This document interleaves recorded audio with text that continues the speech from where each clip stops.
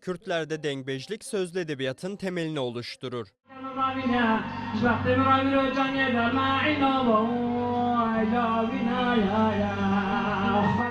Dengbejler tarihi ve toplumsal olaylardan kahramanlık öykülerine kadar birçok olayı, gelişmeyi, aşkı, kahramanlık öyküsünü çıplak sesle herhangi bir enstrüman kullanmadan ahenkli bir şekilde anlatarak sanat icra eder.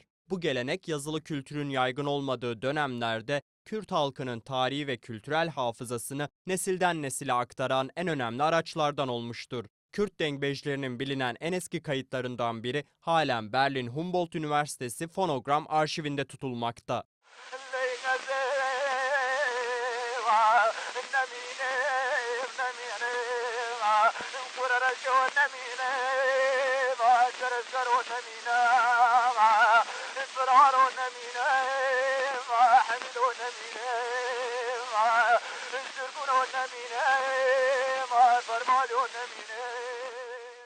Diyarbakırlı Ali olarak da bilinen Kürt dengbej Evdal Ali'nin okuduğu Diyarbakır'a Şevute adlı ölüm ağıdı Avusturyalı arkeolog ve antropolog Felix von Luschan tarafından kayıt altına alınmış. Gazeteci Uğur Atsız kaydın 1 Mart 1902 tarihinde Dilok'un İslahiye ilçesi yakınlarındaki Zincirli Antik kentindeki kazı çalışmaları sırasında yapıldığını kendine ait X hesabında paylaştı. Kürt müziği araştırmacı ve derlemeci Zeynep Yaş'ta 2024 yılında Artı Gerçek internet sitesine verdiği bir söyleyişte Kürt dengbejlerinin ilk kayıtlarının 1902 yılında yapıldığını ifade etmişti. Bu sesleri 1902'de kaydeden kişi ise yine Berlin Fonogram Arşivi'nin kurucularından Felix von Luschan.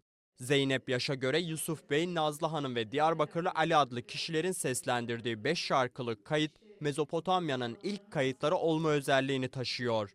Şu an bile bilinen ve tanınan Türkçenin ilk kayıtları 1894 yılında, Kürtlerin ilk kayıtları da 1902 yılında belgeli olarak ilk kez bu zincirli kayıtlarından oluşmaktadır. Felix von Luskan 1902 yılında Kürtçe denkbejlik kılamlarından Yusuf Bey'den Kasım Bege ve Lemine 2 kayıt, Nazlı Hanım'dan Helilollavo ve Lodilo 2 kayıt, Diyarbakırlı Ali'den Diyarbakır Şeviti bir kayıt kaydını yapmıştır. Bu kayıtlar Kürtlerle yapılmış Kürt müziğinin ilk fonograf kayıtlarıdır. 1904 yılında Süryani sanatçı Kosrof Maloğlu'nun Amerika'da Columbia Plak şirketinde plaklar üzerine okuduğu kayıtlardan öncedir ve kayıtlar artık arşivimizde yer almaktadır.